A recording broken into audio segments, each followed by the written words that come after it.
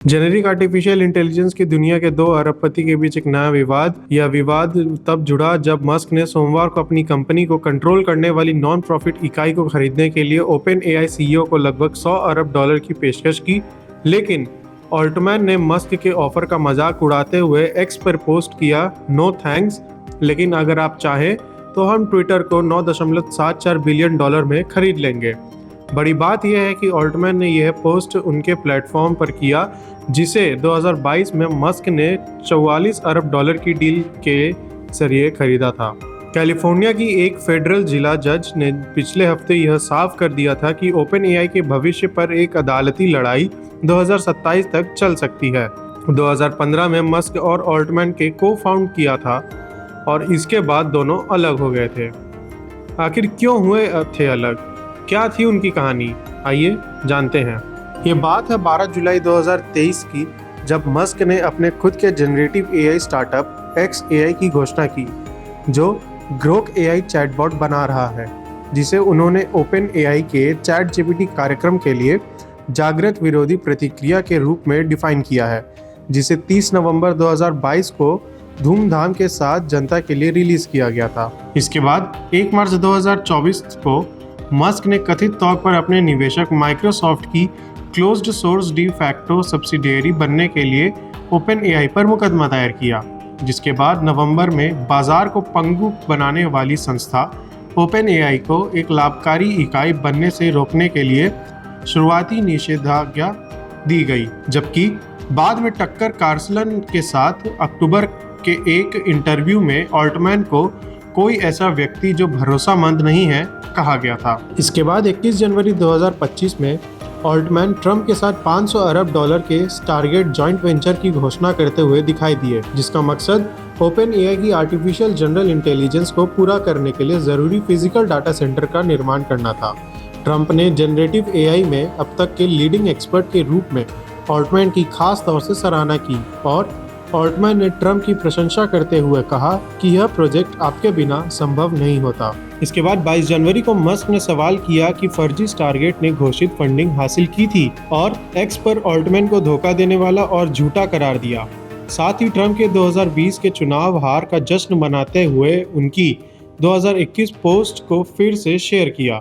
Altman ने पलटवार करते हुए कहा कि उन्हें नहीं लगता कि मस्क एक अच्छा इंसान है और मस्क की आलोचना ओपन एआई प्रतिद्वंदी के साथ उनकी भागीदारी से उपजी है। उन्होंने लिखा, जो देश के लिए अच्छा है वह हमेशा आपकी कंपनियों के लिए इष्टतम नहीं होता है। इसके बाद 23 जनवरी को ट्रंप ने ऑल्टमैन और मस्क के बीच के झगड़े को एक राष्ट्रीय मंच पर ला दिया।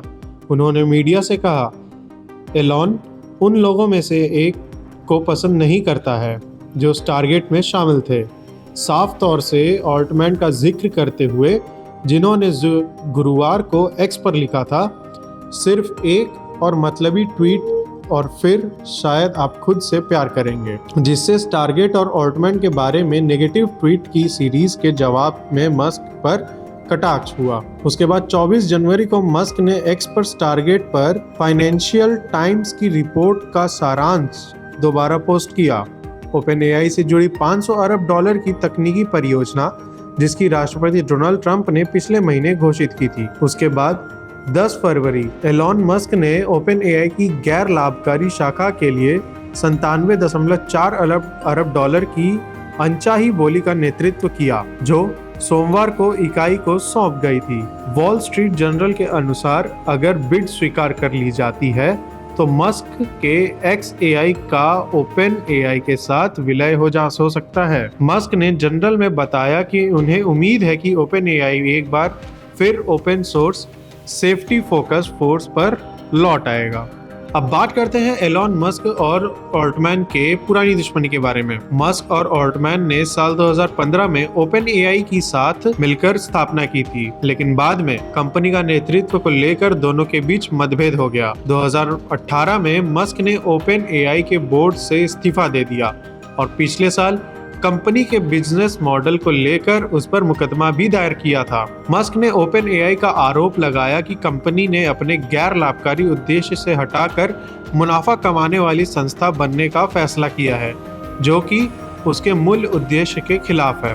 आपको बता दें कि 2 साल पहले चैट जीपीटी की अचानक सफलता ने ओपन एआई को दुनिया भर में नाम दिलाया और इसे रेवेन्यू के नए स्रोत दिखाई देने लगे, लेकिन साथ ही इसके भविष्य को लेकर कंपनी के अंदर संघर्ष भी बढ़ गया। 2023 के अंत में ओपन एआई ने नॉन प्रॉफिट बोर्ड से सैम ऑल्टमैन को अचानक निकाल दिया, लेकिन कुछ ही दिनों में ऑल्टमैन नए बोर्ड के साथ वापस आ गए। ओपन एआई के बाद में अपने कॉर्पोरेट स्ट्रक्चर को बदलने की योजना बनाई, जिससे मस्क और ज्यादा नाराज हो गए।